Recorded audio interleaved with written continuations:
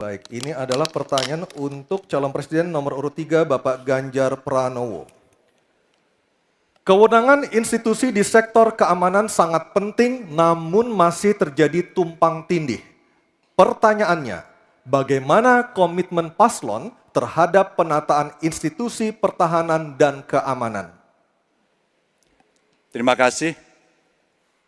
Membereskan yang tumpang tindih. Dan itu harus dimulai dari pemimpin yang punya komitmen untuk membereskan. Siapa dia? Pemimpin tertinggi, Presiden. Maka kalaulah kemudian kita bicara pertahanan yang ada di laut, maka sekian lembaga yang ngurus laut mesti disatukan dalam sebuah wadah Coast Guard. Ketika kita bicara keamanan dan tumpang tindih, maka keamanan wilayahnya ada di kepolisian. Saya mengapresiasi umpama dalam konteks terorisme. 2023 relatif tidak ada. Kita berikan apresiasi itu kepada kepolisian. Ketika kemudian terjadi pada situasi belahan Indonesia yang lain yang membutuhkan, katakan bantuan dari TNI, maka disitulah kemudian on call mereka. Kami butuh bantuan, maka dibantu. Tapi pada sisi yang lain, pembenahan yang tumpang tindih ini, di daerah sebenarnya juga bisa disupport agar keamanan bisa berjalan dengan baik. Siapa mereka pelaksana di daerah? Forkompimda. Kita tidak pernah membiarkan situasi negara diurus oleh pusat saja. Kita mesti mengambil inisiatif karena peran-peran sampai tingkat lokal itu ada. Bahkan tokoh masyarakat, tokoh agama mesti kita lakukan. Maka seluruh yang tumpang tindih dari sisi regulasi, 1 perlu harmonisasi, 2 perlu sinkronisasi.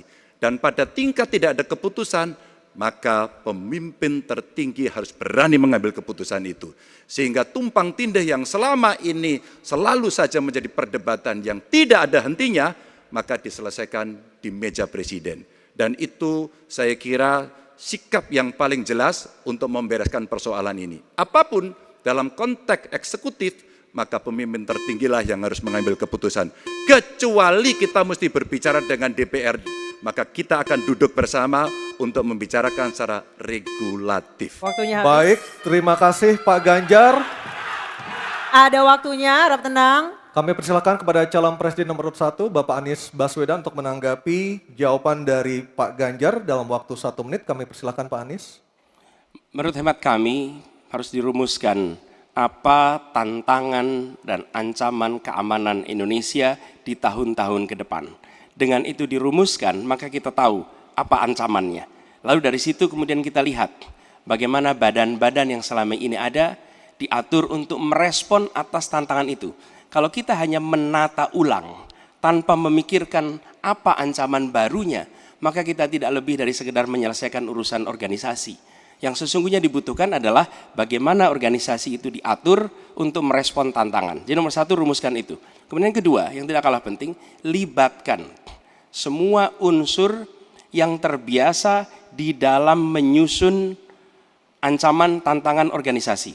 Sehingga kemudian penataan organisasi badan-badan bukan semata-mata karena selera pemimpin, tapi karena merespon atas ancaman itu. Dengan begitu, penataannya akan sesuai kebutuhan. Terima kasih.